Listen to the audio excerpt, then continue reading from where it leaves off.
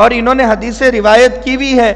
حضرت عمر بن خطاب کے بارے میں مشہور ہے، جب جنازہ حاضر ہو جاتا تو آپ دیکھتے کہ اس جنازے میں حذیفہ بن یمان حاضر ہے یا نہیں ہے. اگر حاضر ہے تو جنازے میں آپ شرکت کرتے، اگر حاضر نہیں ہے تو جنازے میں شرکت نہ کرتے. اتنی فکرے کی ہے.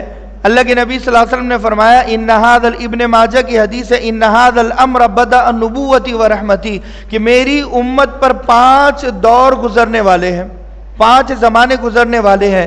پہلا بدأ نبوت و رحمتی، ایک ہے نبوت کا زمانہ جو گزر گیا.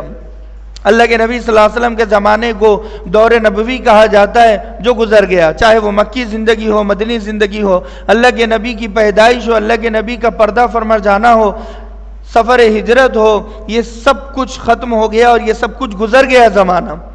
یہ خیر القرون تھا. دوسرا زمانہ ثم تکون خلافت علی منہاج النبوہ، ایک ہے خلافت راشدہ، حضرت ابوبکر صدیق کا زمانہ، حضرت عمر بن خطاب کا زمانہ، حضرت عثمان غنی کا زمانہ اور حضرت علی حیدر فاتح خیبر کا زمانہ. یہ خلافت راشدہ یہ بھی گزر گیا، خیر القرون. تیسرا زمانہ ثم تکون ملکا عازا، پھر فرمایا کہ بادشاہی دور آئے گا، یعنی بادشاہوں کا دور، بادشاہوں کا زمانہ، مغلوں کا زمانہ.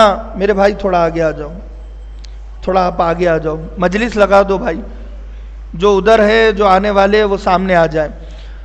تو تیسرا دور جو ہے ثم تکون ملکا عازا، یہ مغلوں کا دور، بادشاہی دور. ہم نے دیکھا ہے کہ کچھ بادشاہ اچھے گزرے، کچھ برے گزرے ہیں، کسی نے کچھ بنایا، کسی نے کچھ بنایا، یہ دور گزر گیا. ملکا عازا کا مطلب ہے کاٹ کھانے کا دور، جس کی لاٹھی اور اس کی بھینس والا معاملہ، بہت زیادہ ظلم ہوگا، یہ بھی گزر گیا. اللہ کا شکر ہے. چوتھا دور ہے ثم تکون ملکا جبریتا، چوتھا دور جو ہے وہ ہے ظلم و جبریت کا دور، جس دور میں میں اور آپ سانسیں لے رہے ہیں. ظلم ہی ظلم ہوگا، ہر گھر میں ظالم، ہر در پر ظلم، ہر دکان میں ظالم، ہر مکان میں ظالم، چوراہوں پر، نکڑوں پر، بازاروں میں ظلم ہی ظلم آپ کو نظر آئے گا.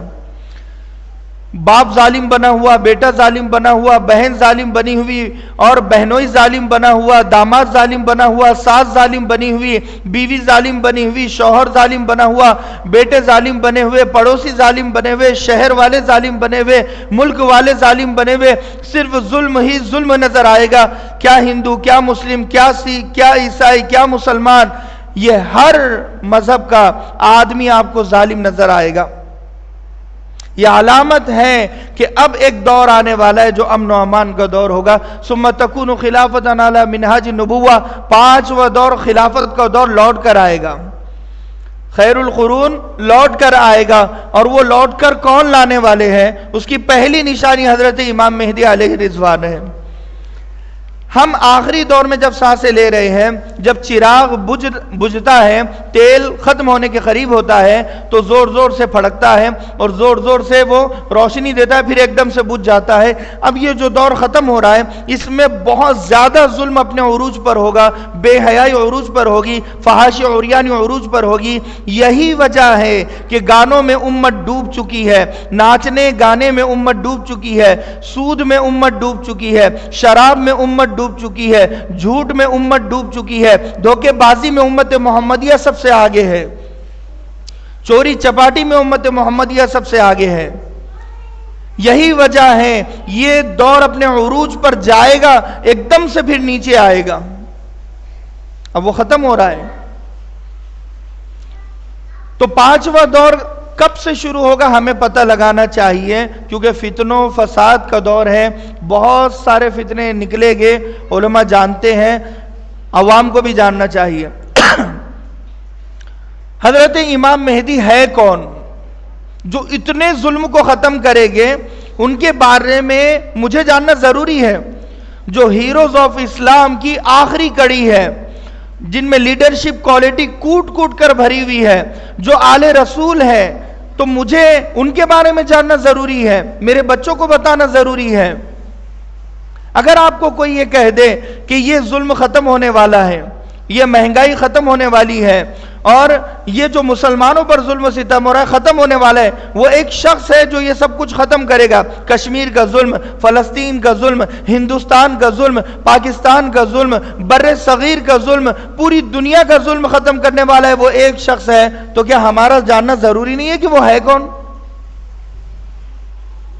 امام مہدی علیہ رضوان، ان کا نام یواتی اسمہ بی اسمی یواتی اسم ابیہ بی اسم ابی۔ اللہ کے نبی صلی اللہ علیہ وسلم نے فرمایا کہ ان کا نام میرے نام پر یعنی محمد ہوگا، ان کے والد کا نام میرے والد محترم کے نام پر یعنی عبداللہ ہوگا۔ تو حضرت امام مہدی کا نام کیا بنا؟ محمد بن عبداللہ۔ آپ کا نام محمد اور بن کہتے والد کو، والد کا نام عبداللہ، محمد بن عبداللہ آپ کا نام ہوگا۔ کنیت کہتے ہیں بیٹے کے نام سے باپ کو پکارا جاتا ہے۔ آج کے زمانے میں نک نیم، پیٹ نیم اسے کہتے ہیں، اس زمانے میں لیکن بیٹے کے نام سے باپ ابو عبداللہ، ابو ابراہیم، ابو اسماعیل، یہ ایک بیٹے کے نام سے باپ کو پکارا جاتا تھا، ایک شان ہوتی تھی نا۔ وہ زمانہ تھا کہ بیٹوں پر لوگ فخر کیا کرتے تھے۔ آج کا زمانہ ہے کہ بیٹا کون ہے یہ باپ چھپاتا ہے۔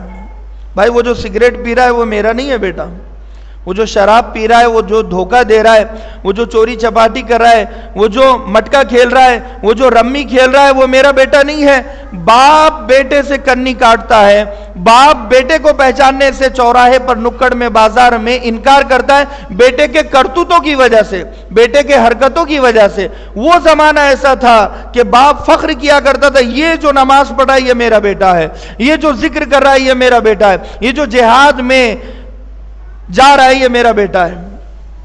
مگر آج باپ فخر نہیں کرتا۔ تو ابو عبداللہ آپ کی کنیت، اس کا مطلب یہ ہے کہ آپ کے بیٹے کا نام کیا ہوگا؟ عبداللہ ہوگا۔ ابو عبداللہ، محمد بن عبداللہ، آپ کے 4 لقب ہیں۔ غور سے سننا، اللہ کرے بات سمجھ میں آ جائے۔ المہدی، الجابر، الہاشمی، المدنی۔ المہدی کہتے ہیں کہ اللہ کی طرف سے جو ہدایت کا ماحول لے کر آئے، ہدایت کا ماحول کریٹ کرے، ہدایت پر امت کو جمع کرے، اسے کہتے ہیں المہدی۔ حضرت امام مہدی علیہ رضوان جب آئے گے نا، اہدنا الصراط المستقیم جب ہم پڑھتے ہیں نا تو ہمیں نظر نہیں آتا کہ ہمیں سیدھے راستے پر ہم ہے یا نہیں ہے، پڑھنے کا کوئی اثر نظر نہیں آتا۔ اہدنا الصراط المستقیم پڑھتے ہیں اور پھر فلم دیکھنے کے لیے، گانے سننے کے لیے اور جھوٹ بولنے کے لیے ہم تیار رہتے ہیں، لیکن وہ اہدنا الصراط المستقیم پر جو امام مہدی امت کو جمع کریں گے وہ ایسا راستہ ہوگا، اس کے بعد گمراہی نہیں ہوگی، اس کے بعد گانا بجانا نہیں ہوگا، اس کے بعد بے حیائی، بے شرمی، بے غیرتی نہیں ہوگی۔ اہدنا الصراط المستقیم۔ المہدی۔ الجابر، الجبیرہ، عربی میں کہتے ہیں ٹوٹی ہوئی ہڈی کو جوڑنا، کسی بھی 2 الگ چیزوں کو جوڑنے کا نام جبیرہ ہے۔ جیسے اس زمانے میں ہم اسے گوند کہتے ہیں، فیوی کوئک کہتے ہیں، کوئی بھی چیز آپ لے لیجئے، 2 کانچوں کو جوڑنا، 2 پتھروں کو جوڑنا، 2 لوہے کی چیزوں کو جوڑنا، 2 انسانوں کو جوڑنا، یہ جبیرہ کے معنی ہے۔ آپ کا ایک لقب جابر اس لیے ہے کہ ٹوٹی ہوئی امت کو آپ جوڑیں گے۔ آج امت ٹوٹی ہوئی ہے یا نہیں ہے؟ ارے بھائی بولو، ٹوٹی ہوئی امت ہے۔